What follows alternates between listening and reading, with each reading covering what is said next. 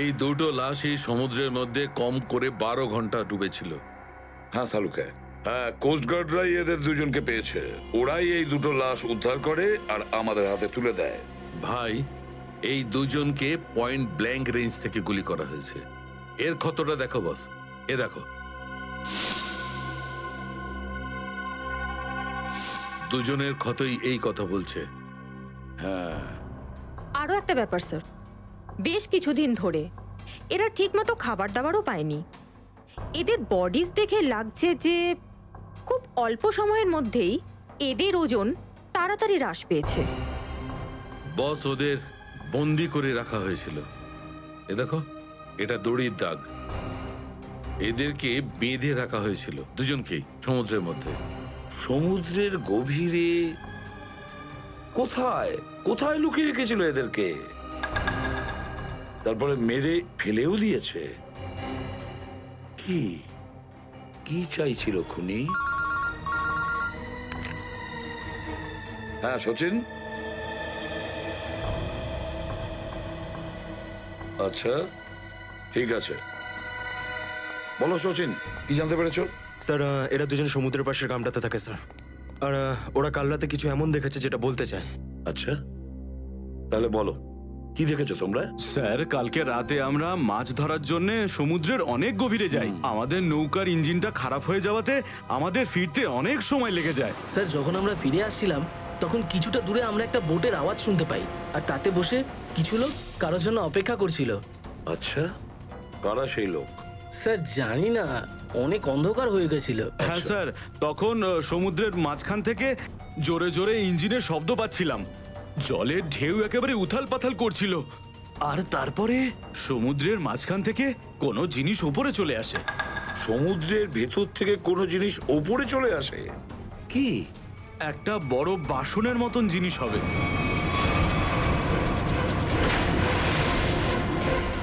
Submarine, ডুবোজাহাজ? হ্যাঁ হ্যাঁ হ্যাঁ, ডুবোজাহাজ। আর ওই বোটটা যখন ডুবোজাহাজের পাশে যায়, আর তখন ওখানে কিছু লোক কাজ করছিল স্যার। কি কাজ করছিল? জানি না স্যার, অনেক রাত হয়ে গেছিল তো দেখতে পাইনি। তখনই আমরা গুলি চলার শব্দ শুনতে পাই। গুলি চালানোর শব্দ? কটা গুলি চলেছে? দুটো গুলি স্যার। ও, দুটো গুলি চলেছে। আর আমরা দুটো লাশও পেয়েছি। আর আমরা ওখান থেকে ভয় পেয়ে পালিয়ে যাই স্যার। স্যার, একটা কথা বুঝতে পারলাম না, সমুদ্রের মাঝামাঝি এই সাবমেরিন কি করছিল? সেটাই তো। আর ওই বোটটায় তাহলে হচ্ছিল কি? স্যার, হ্যাঁ Pankaj? Sir, missing person bureau থেকে দুজন ভিকটিমের ডিটেলস পাওয়া গেছে। গ্রেট। অমল, মনোজ আর দুজনেই একই দিনে নিখোঁজ হয়েছে। আর স্যার, দুজনেই মেরিন ইঞ্জিনিয়ার্স। হ্যাঁ সেটাই তো, মেরিন ইঞ্জিনিয়ার। সচিন, এটা কোনো কোইন্সিডেন্ট নয়, কোনো সংযোগ নয়। কারণ মেরিন ইঞ্জিনিয়ার্সরা অনেক কিছু কাজ করে সাবমেরিনে, ডুবোজাহাজে। এটা কোনো কাকতালীয় নয়। আর স্যার, ইন্ডিয়ান ওয়াটারে এই ডুবোজাহাজ আসলে কি করছিল? কিছু না কিছু গোলমাল তো আছে, খুব বড় রকমের গোলমাল আছে, খুব বড় রকমের গোলমাল। খোঁজ নিতে হবে ওই ডুবোজাহাজের ব্যাপারে। ইন্ডিয়ান নেভি, ভারতীয় নৌসেনা থেকে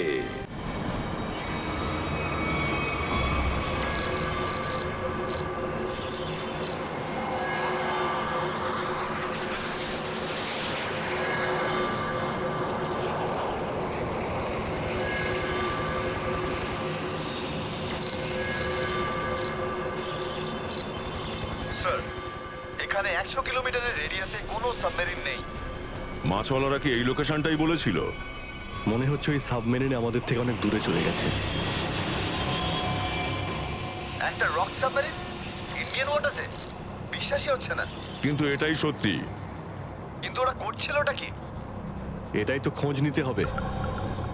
স্যার, ইনি মনোজের ওয়াইফ। ইনি অমলের বাবা, আর এই হচ্ছে তানিয়া স্যার, সিদ্ধার্থর বোন। এরা বলছেন যে সিদ্ধার্থ মেরিন ইঞ্জিনিয়ার ছিল, আপাতত নিখোঁজ।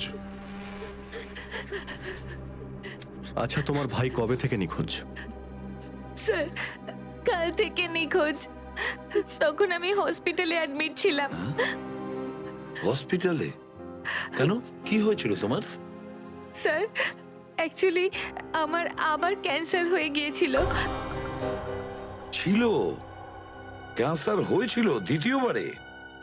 স্যার ডক্টর বলছিলেন আমার ক্যান্সার আবার অ্যাগ্রিভেট হয়ে গেছে, কিন্তু আজ সকালে টেস্ট করে জানা গেল আমার ক্যান্সার নয়, আমি একদম সুস্থ। কি ক্যান্সার উধাও হয়ে গেল? হ্যাঁ স্যার, আর এই খবরটা দেওয়ার জন্যই দাদাকে ফোন করেছিলাম, কিন্তু ওর ফোন নট রিচেবল আসছিল। আমি ভেবেছিলাম হয়তো বাড়িতে আছে, তাই আমি তাড়াতাড়ি বাড়িতে চলে এলাম। সব রুমে খুঁজলাম স্যার, কিন্তু কোথাও আমার দাদা নেই। ভাবলাম হয়তো আশেপাশে কারোর বাড়ি গেছে। সব জায়গায় খোঁজ করলাম, কেউ কিচ্ছু বলতে পারলো না ওর ব্যাপারে। আপনি নিজেকে সামলান, খুব তাড়াতাড়ি আপনি দাদাকে পেয়ে যাবেন। আচ্ছা, মনোজ আর অমল কিভাবে নিখোঁজ হলো? স্যার, অমলের সেই সময় চাকরি ছিল না। গত মাসের 7 তারিখে ও বলল যে ও নাকি একটা চাকরি পেয়েছে, আর 3 দিন পর যখন ও ইন্টারভিউয়ের জন্য গেল তো ফিরে আসলো না আর। কোন কোম্পানিতে জব পেয়েছিল? স্যার সেটা তো জানি না, কিন্তু অমল বলেছিল যে কোনো রিক্রুটিং এজেন্সি আছে, তাদের সোর্সেই এই কাজটা পেয়েছে, আর ইন্টারভিউ সমস্ত ব্যাপারটা জানা যাবে। স্যার স্যার মনোজ আমাকে এটাই বলেছিল যে কোনো একটা রিক্রুটমেন্ট এজেন্সি আছে যারা জবের এগ্রিমেন্ট করেছে। বেনামি রিক্রুটমেন্ট এজেন্সি লোকেদের চাকরির লোভ দেখিয়ে মেরিন ইঞ্জিনিয়ারদের কিডন্যাপ করছে এরা। মেরিন ইঞ্জিনিয়ারদের দেখুন, আপনাদের সঙ্গে যা কিছু হয়েছে সেজন্য আমরা খুবই দুঃখিত। আমাদের চেষ্টার কোনো ত্রুটি রাখছি না ওই অপরাধীদের ধরার জন্য। আপনারা নিজেদের বাড়িতে চলে যান, কেমন? পুরবি, এনাদের ছেড়ে দিয়ে এসো। স্যার যান। চলুন।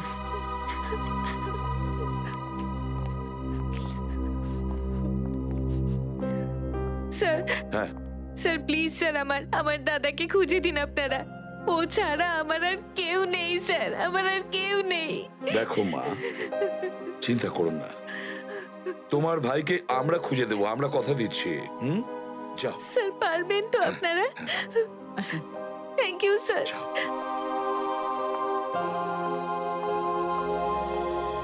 এই অনন্যা ডাক্তারের সঙ্গে কথা বলতে হবে। স্যার হ্যাঁ, স্যার হতে পারে যে সাবমেরিনে প্রচুর টেকনিশিয়ানের প্রয়োজন ছিল, আর সেই জন্যই ওরা এই চাকরির জালটা পেতেছিল। স্যার এই ডুবোজাহাজটা কোথায় আছে আমরা জানি না স্যার, তাহলে অপরাধীদের আমরা ধরবো কি করে? পঙ্কজ, আমাদের এমন কিছু করতে হবে যাতে অপরাধীরা আমাদের খোঁজে আর এই ডুবোজাহাজ অবধি নিয়ে যায়। কিন্তু অপরাধীরা আমাদের খুঁজবে কেন? খুঁজবে কেন? খুঁজবে না? ওদের তো 2জন ইঞ্জিনিয়ার মারা গেছে, আর ওদেরকে রিপ্লেস করার জন্য এদের নতুন ইঞ্জিনিয়ার তো লাগবেই। আর এই জন্য আমরা অনেক ভেবে চিন্তে প্ল্যান তৈরি করব। ভেবে চিন্তে প্ল্যান তৈরি করব।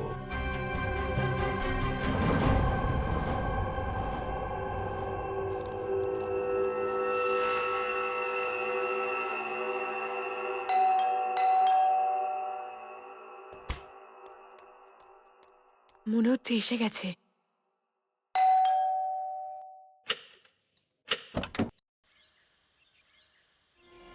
আসুন আসুন, আপনার জন্যই অপেক্ষা করছিলাম, অনেকক্ষণ ধরে বসে আছেন।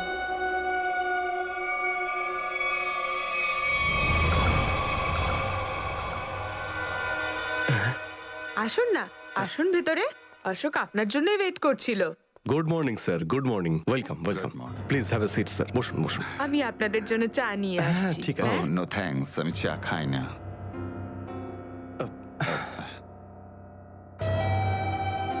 স্যার প্লিজ আমার ভাইকে চাকরিটা দিন না, প্লিজ স্যার।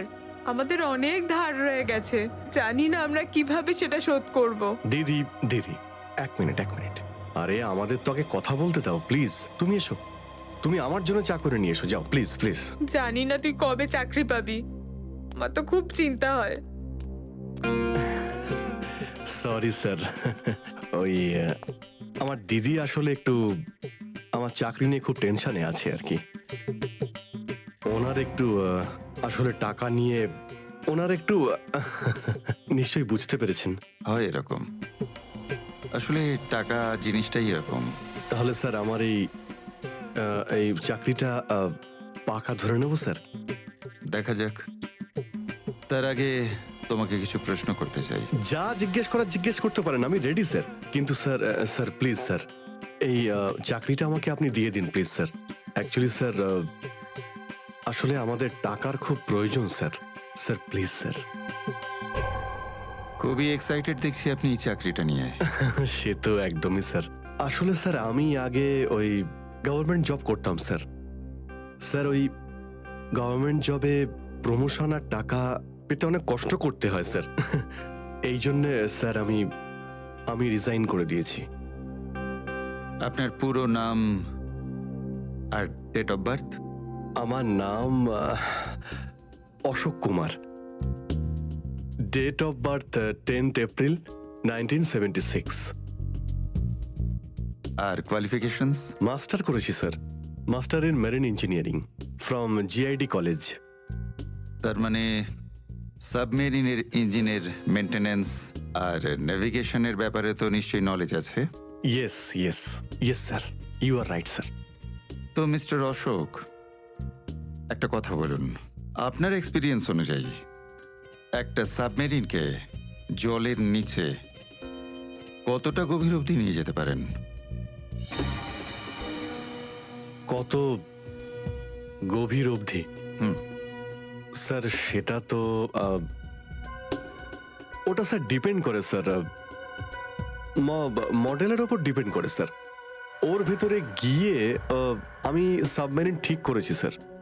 আর মেরিন তো অনেকটাই নিচে যায় স্যার, 400 অবধি যাই স্যার।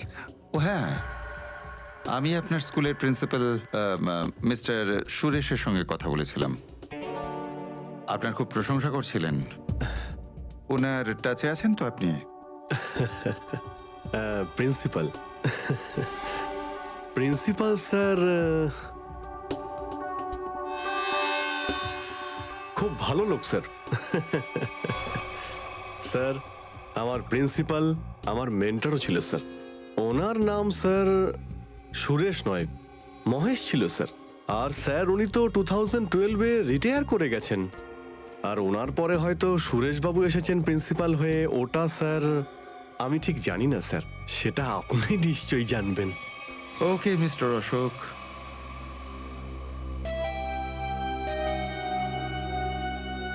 আপনার চাকরিটা পাকা। Thank you sir, thank you very much. আপনার ফ্যামিলির ফাইন্যান্সিয়াল প্রবলেমটা অবশ্যই আমরা দেখব। আপাতত এই চাকরিটা 6 মাসের জন্য। ওকে ওকে ওকে। এখানকার রুলস অ্যান্ড রেগুলেশনস আপনি জয়েন করার পর জানতে পারবেন। Of course sir, thank you sir. আর হ্যাঁ,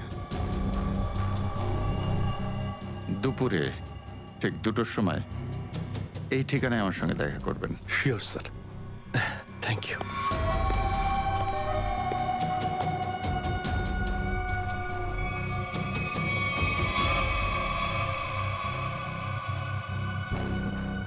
কাজ হয়ে গেছে, আরো একটা জব পাকা হয়ে গেছে আমার।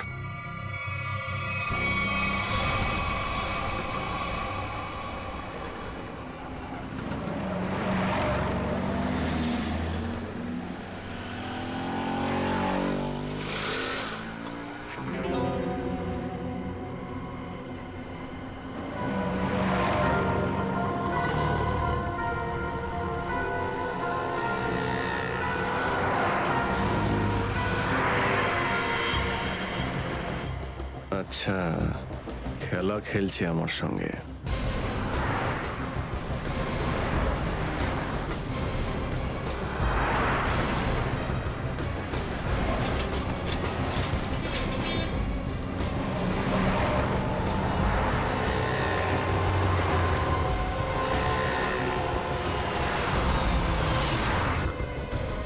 নমস্কার। হ্যাঁ ঠিক আছে, ভিতরে বস। সুশীল, চলো তাড়াতাড়ি, ভালো করো। নমস্কার।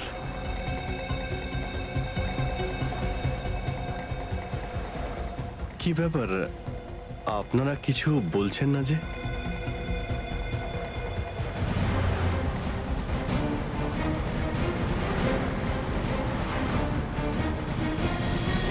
আচ্ছা, আপনারা কি এদের... এই চুপ! চুপ চুপ। হ্যালো, আরে ও, শ্বাস তো চলছে, হয়তো ঘুমোচ্ছে। সচিন তাড়াতাড়ি, ওরা যেন আমাদের নজরে এড়াতে না পারে।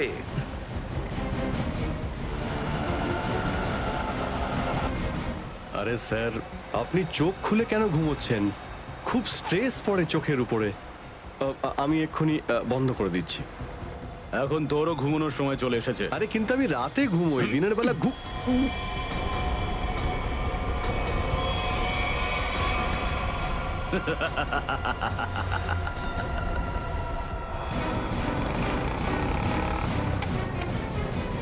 স্যার ওরা তো বেরিয়ে গেল।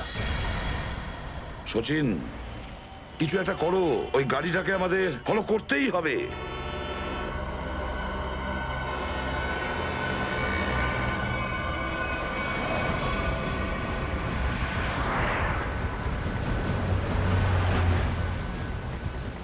গাড়িটা কোথাও দেখতে পাচ্ছি না। সচিন দেখো একটু, দেখো তোমার রাইটে কিছু দেখা যাচ্ছে কিনা। স্যার ওই যে গাড়িটা। ইয়েস, কিন্তু ওরা রাইট সাইডে যাচ্ছে কেন? হ্যাঁ স্যার, এরা ঘুরে গেল কেন? ওদের তো সোজা যাওয়া উচিত ছিল, সমুদ্র তো সামনে। নিখিল, অভিজিৎকে ট্র্যাপ করো ওই জিপিএস এ।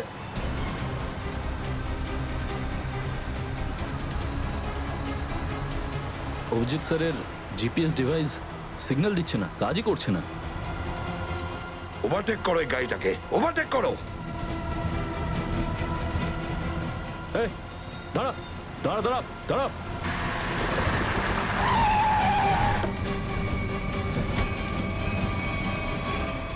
বাঁকড়া সবাই কোথায়? কি হয়েছে? চুপ! বল, গাড়ির ভেতরে যারা ছিল তারা কোথায়? স্যার এর মধ্যে কেউ ছিল না। কেউ ছিল না মানে? দেখ, সব সত্যি সত্যি বলে ফেল, নাহলে। সত্যি বলছি স্যার, আমাকে একটা লোক বললো যে সঙ্গমনগর চৌরাস্তার মোড়ে গাড়িটা দাঁড় করিয়ে চলে যেতে। আর আর কি বলেছে? আর তো কিছু বলেনি। এই কাজের জন্য ও আমাকে 5,000 টাকাও দিয়েছে। ওই মেরিন অব্দি পৌঁছানোর একটাই রাস্তা ছিল, আর সেটাও বন্ধ হয়ে গেল। নিখিল, সিআইডির কোনো রাস্তা বন্ধ করা যায় না। যদি একটা রাস্তা কেউ বন্ধ করে, অন্য রাস্তা আমরা তৈরি করি।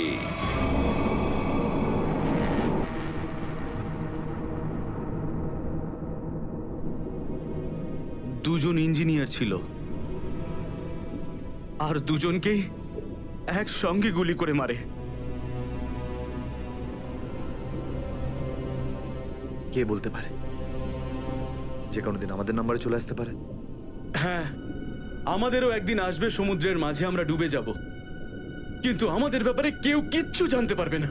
ঠিক বলেছ, কিন্তু মৃত্যুর আগে একবার বেঁচে ওঠার চেষ্টা তো করতেই হবে না?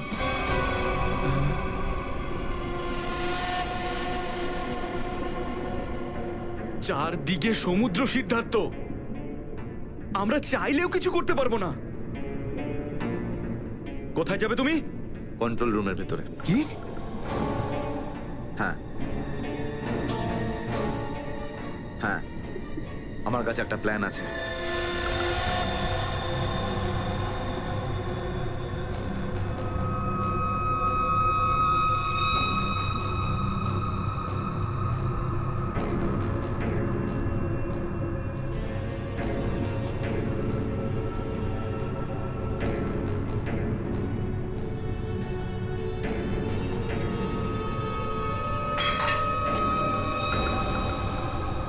কেউ ওখানে?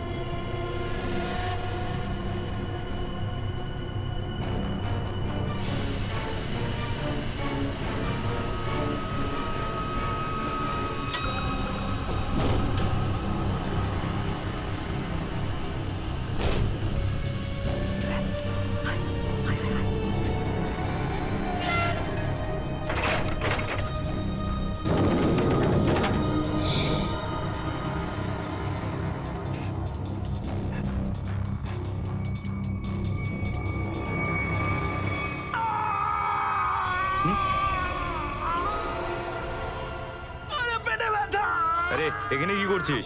আমার পেটের ভিতরে খুব জোরে ব্যথা করছে। পেটে ব্যথা না নাটক করছিস? সত্যি বলছি, আমার পেটের ভেতরে খুব জোরে ব্যথা করছে। কিছু একটা করো প্লিজ। এই আবার কোথায় গেল? চল ঠিক আছে চল চল এদিকে চল।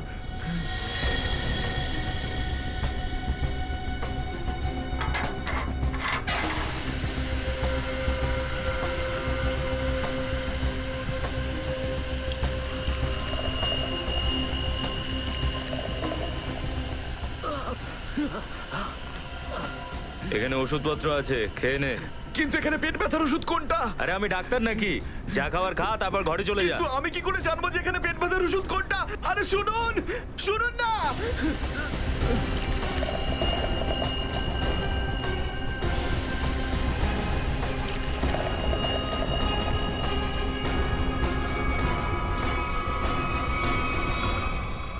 এই এখানে কি করছিস? আমি কন্ট্রোল রুম দেখতে এসেছিলাম শুধু। এই না জিজ্ঞেস করে কি করে এলি তুই? এদিক ওদিক গেলে না প্রাণে মেরে দেবো। চল বেরো এখান থেকে, বেরো চল।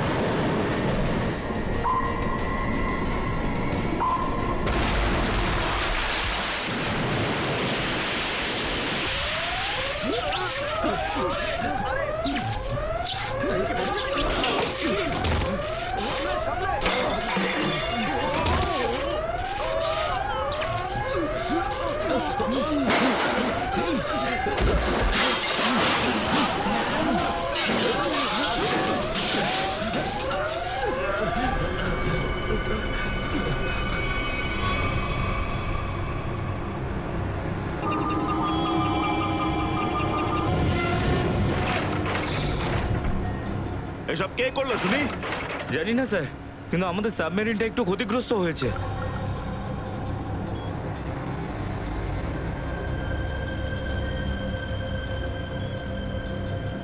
গ্যালারে নেভি এসে গেছে, ওদের জাহাজ আর কামান দেখা যাচ্ছে। কি কি না? হ্যাঁ, নেভির এত সামনে চলে এলে তোমাদের মরার এত শখ? কিন্তু স্যার এখন কি করব? কি আর করবে, কেটে পড়ো এখান থেকে। আমাদের পুরো অপারেশন ভন্ডুল করার আগে আমাদের এখান থেকে চলে যেতে হবে। কিন্তু এত অল্প ক্রিউ মেম্বার নিয়ে সাবমেরিনকে কি করে শিফট করব, তাও এত অল্প সময়? সেসব আমি কিচ্ছু জানি না, কিছু করো আর এখান থেকে বেরো, যাও, জলদি করো, যাও। Okay sir.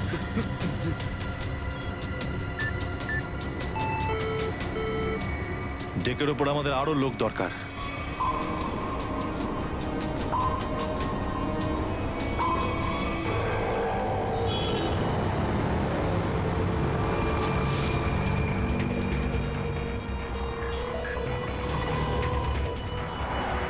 ভাই এই গলিতেই তো এসেছিল। গেল কোথায় ও? ফোন কর, তাড়াতাড়ি ফোন কর ওকে।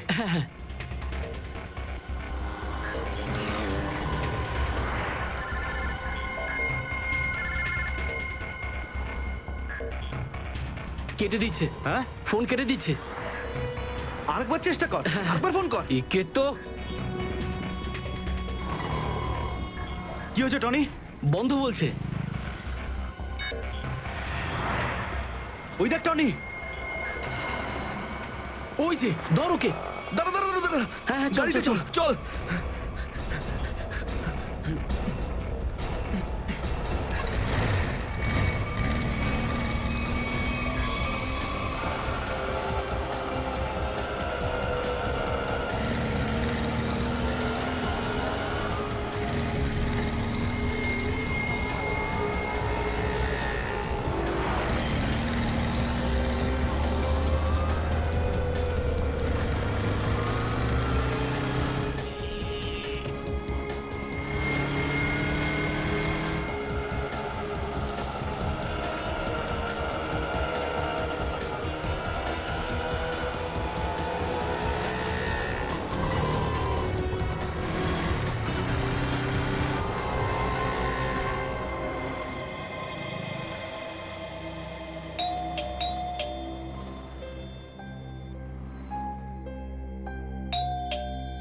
অনন্যা, লাইট তো জ্বলছে, তার মানে অনন্যা বাড়িতেই রয়েছে, কিন্তু দরজাটা খুলছে না কেন? অনন্যা, অনন্যা, কোথায় গেছে এই মেয়েটা? অনন্যা,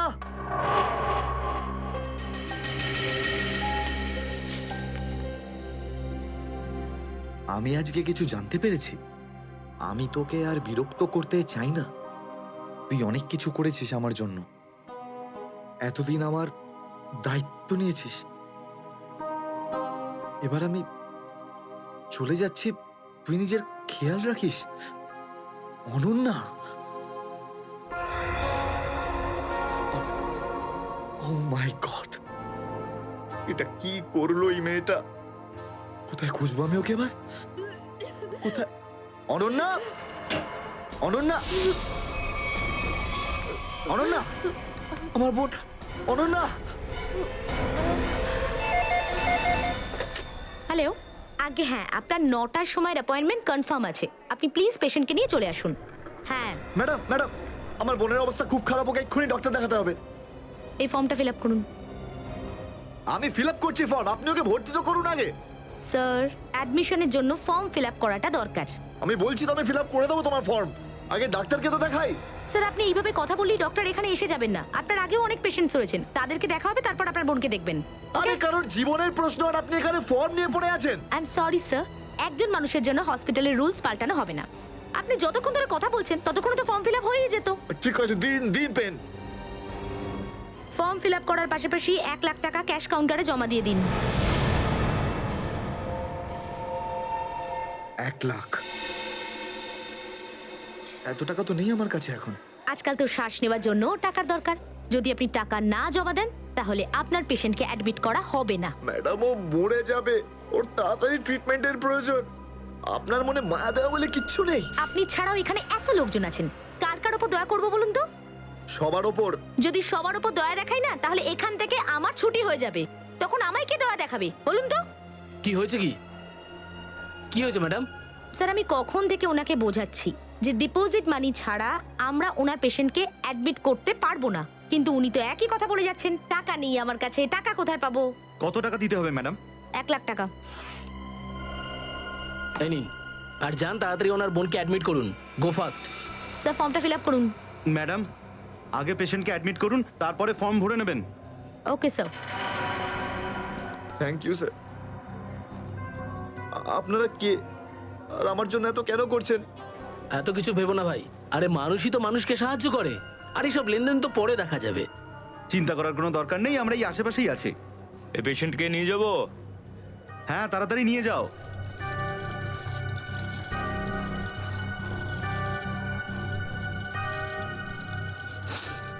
আমি আসছি এক্ষুনি। হ্যাঁ যাও।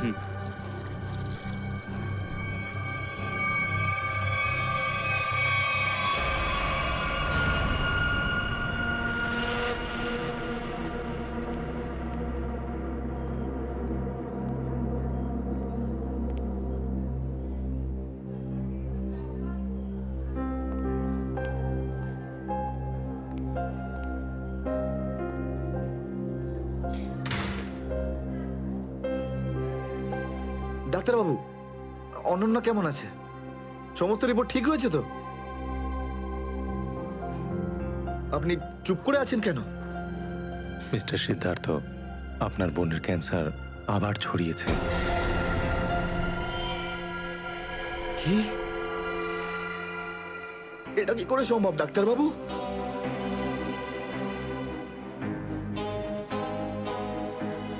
এটা কি করে হতে? সিদ্ধার্থ, এরকমটাই হয়েছে। কিন্তু অনন্যা তো ঠিকই ছিল, তাই না? ওর সমস্ত রিপোর্ট বলছিল যে ওর আর কোনো বিপদ নেই, আর আপনি বলছেন যে আবার? না ডাক্তারবাবু, এটা হতে পারে না। এমনটাই হয়েছে। গত 3 বছর ধরেও বিপদমুক্ত ছিল, কিন্তু এইবার রোগ অনেক বেশি ছড়িয়েছে। খারাপ কিছু ঘটেও যেতে পারে। আপনি কি বলতে চাইছেন ডাক্তারবাবু? এটাই যে তোমার বোন অল্প কয়েকদিনই বাঁচবে। না ডাক্তারবাবু, এরকম বলবেন? ডাক্তারবাবু, ওর জন্য কিছু করুন না ডাক্তারবাবু, কিছু করুন আমার বোনের জন্য প্লিজ। এক্সপেরিমেন্টাল ট্রায়াল আছে, হয়তো এতে ওর প্রাণ বেঁচেও যেতে পারে। হ্যাঁ, তো করুন এক্সপেরিমেন্ট। আমি কখন আটকালাম? প্লিজ করুন। কিন্তু এই ট্রিটমেন্টে অনেক খরচা হবে। কত? কম করে প্রায় 15 লাখ টাকা। 15 লাখ? অনন্যার জ্ঞান ফিরেছে, ও আপনাকে ভেতরে ডাকছে।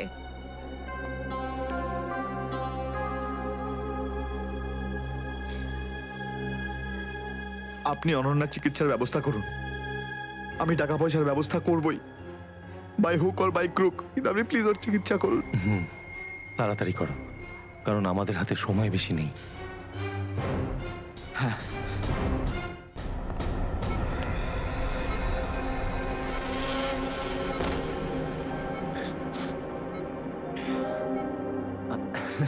আরে অনন্যা, ডাক্তারের সঙ্গে কথা হলো আমার। তুই তো একদম ঠিক আছিস। বেশ, আর কয়েকদিনই তোকে বাড়ি ফেরত নিয়ে চলে যাবো আমি। তুই না দাদা, এখনো অব্দি মিথ্যে বলতে শিখলি না।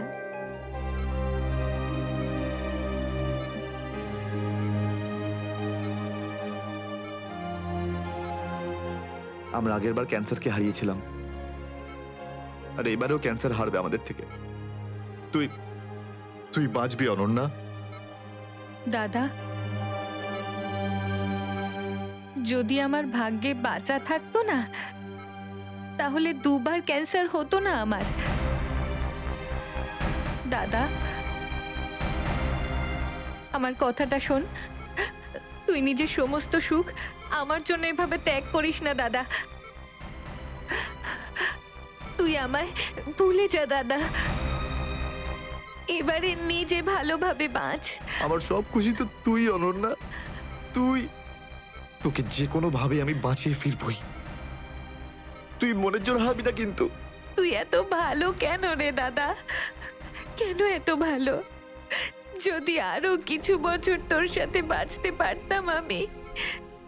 আমার ভাগ্যটাই খারাপ। দাদা, তুই আমার জন্য কত কিছু করেছিস, সব সময় তুই আমার কথাই ভেবেছিস। তাই তো নিজের সব টাকা আমার উপর খরচা করে ফেলেছিস, নিজের চাকরিটার পর্যন্ত বেহাল অবস্থা করেছিস। এখন কি নিজের প্রাণ দিয়ে তুই আমায় বাঁচাবি।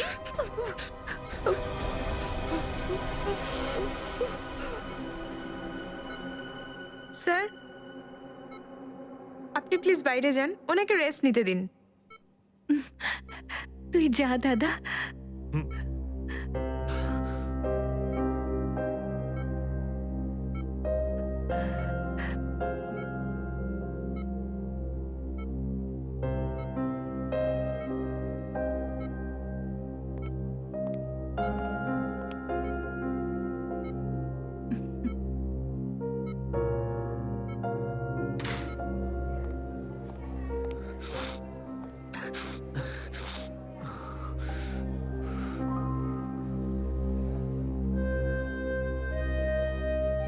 কোথা থেকে আনবো এত টাকা? কে দেবে আমাকে? আর দেবেই বা কেন? অত চিন্তা করো না। চিন্তা করে নয়, বরং কখনো চেয়ে মনের ইচ্ছে পূরণ হয়। বুঝলে সিদ্ধার্থ? আপনি কে? অবস্থার প্রয়োজন মানুষকে সবকিছু জানিয়ে দেয়। তোমার প্রবলেমটা আমি জানি, আর তার সলিউশনও আছে আমার কাছে। মানেটা কি? তোমার বোনের চিকিৎসার জন্য এখানে টাকা জমা হয়ে যাবে, সে ব্যবস্থা আমি করে দিয়েছি। তুমি অত চিন্তা করো না। এইসব কেন করছেন আপনারা আমার জন্য? আমি তোমাকে কোনো উপকার করছি না, বরং তুমিও আমার জন্য কিছু একটা করতে চলেছ।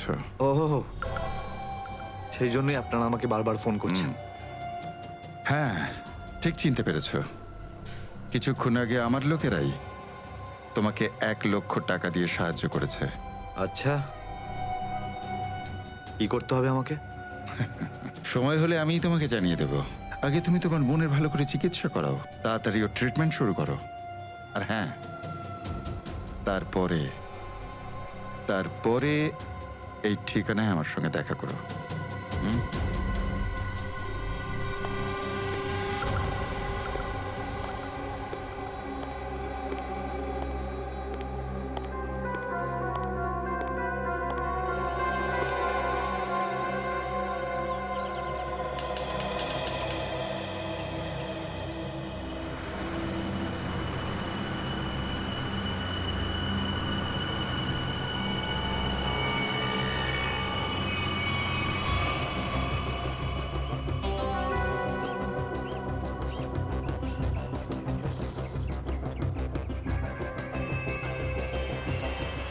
স্যার, ওর কাছে দাঁড়াবো? না না না, আর একটু এগো সামনে। আগে দেখতে তো হবে যে ও একা এসেছে নাকি সঙ্গে কাউকে নিয়ে এসেছে। নে, এখান থেকে ইউটার্ন নে।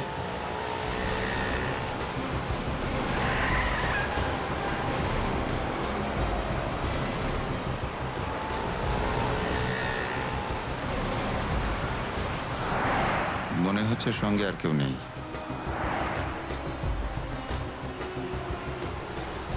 চলোর কাছে গিয়ে গাড়ি দাঁড় করা। হ্যাঁ,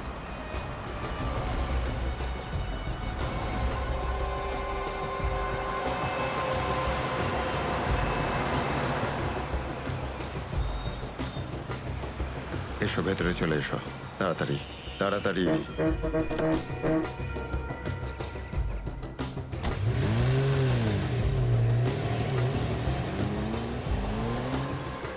আমায় কোথায় নিয়ে যাচ্ছেন? প্রশ্ন নয়, একদম চুপচাপ বসে থাকো।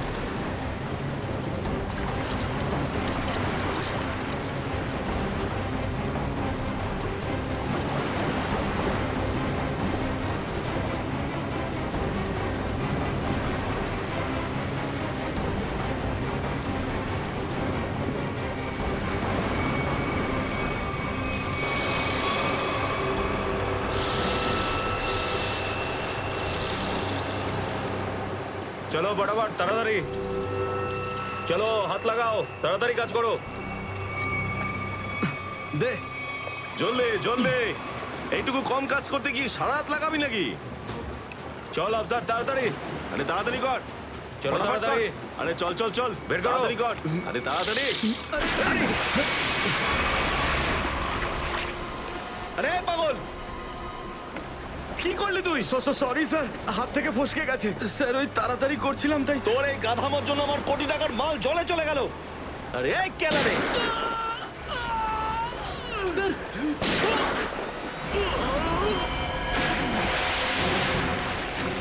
বস, বাকি বাক্সগুলো তুলে নিয়ে এখান থেকে বেরিয়ে যাই।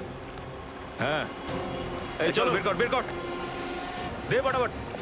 হ্যাঁ চলো চলো তাড়াতাড়ি। হ্যাঁ